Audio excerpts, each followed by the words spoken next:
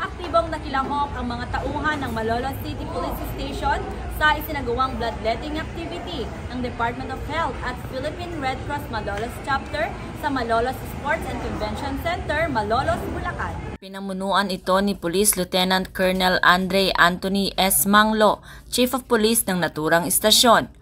Nag-alay ng dugo ang mga tauhan ng Malolos City Police Station, Bureau of Fire Protection, Bureau of Jail Management and Penology, Malolos Advisory Group at Force Multipliers.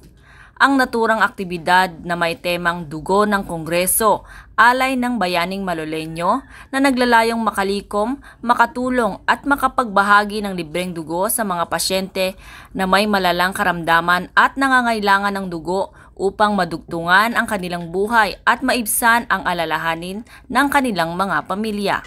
Ito din ay kaugnay sa isinusulong ng ating pamahalaan ang Bagong Pilipinas na naglalayong makatulong sa ating mga kababayan na lubos na nangangailangan ng tulong upang ang bawat isa ay makamtan ang kaginhawaan sa araw-araw na pamumuhay.